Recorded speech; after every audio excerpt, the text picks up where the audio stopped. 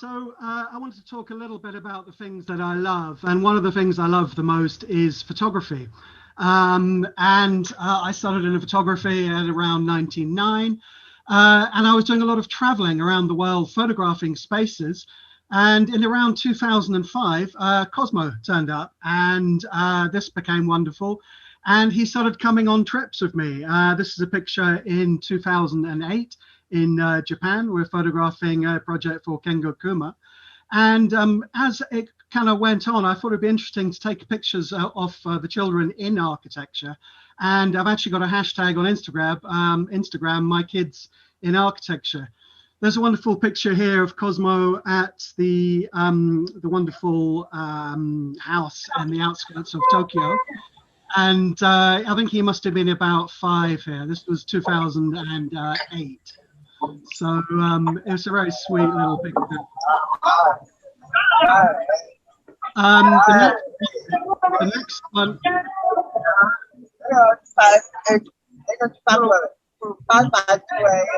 Please mute yourself, panelists. Please remember to mute yourself. Sorry about that.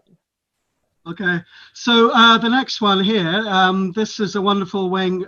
Okay, so we're jumping forward, and here's Cosmo with a small project by a very unknown architect at that time, by So Fujimoto.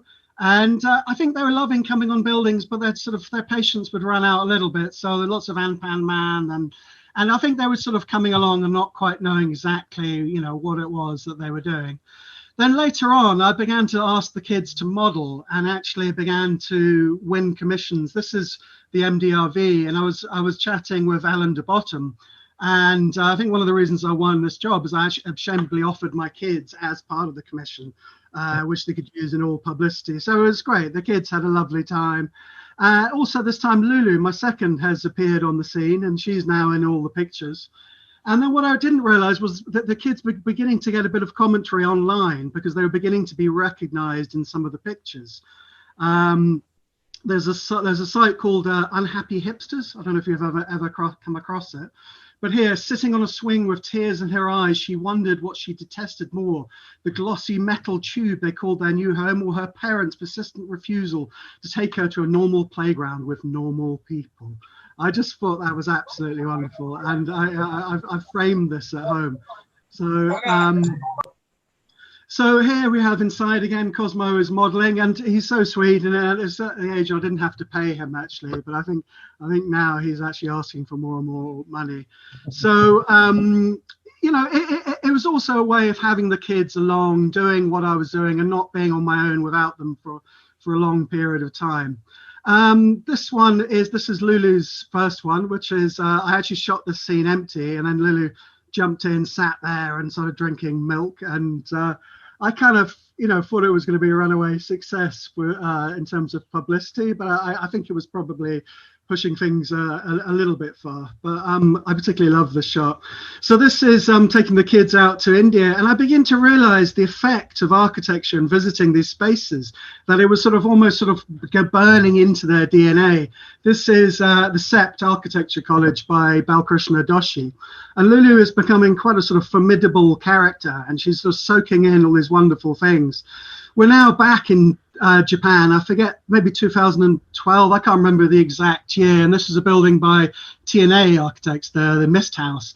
Now the kids are getting older, and I think they're loving architecture and but they see it as a bit of a game, and that's fine because they're coming along and it's fun. And so here, this is the house that's designed as a great slide, and they're flying around having a wonderful time. So, but it was at that age that they're getting more and more and more hyper. So I think eventually we had to take them out and try and calm them down a little bit. So again, this is also in Japan. I'm combining another love with my love for Japan, and this is a small project by Junior Ishigami. There's also another thing that says, when Japan, as in other places in the world, it's quite difficult to photograph places with children in. So the kids are modeling, and it kind of works on different levels. So here we've got Cosmo just chilling, And he's beginning. He's probably about 9 or 10 here. I kind of lose track. But I sort of vow when they're 18, I'm going to make them all books of their life in architecture, because they have met and been to some of the most amazing spaces. This was the Swiss Pavilion in Venice, I think in 2016.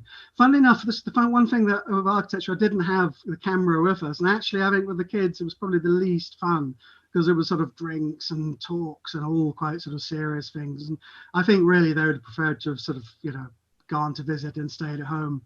Anyway, and then the kids sort of photobombing. This was a very serious project by Chipperfield, the Inagawa Cemetery. And again, Lulu starts photobombing and Cosmo comes running in. And but it's good fun.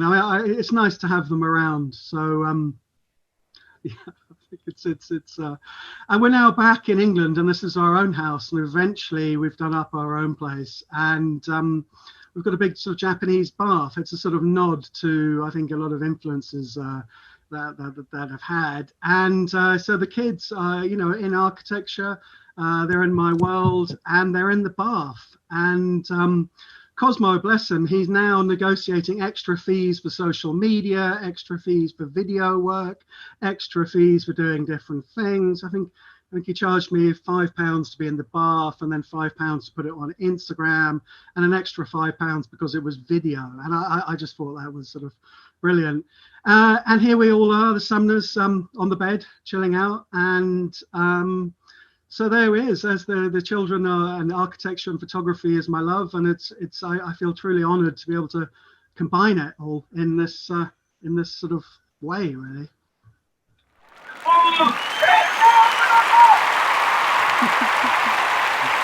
Bravo, bravo. Wonderful presentation.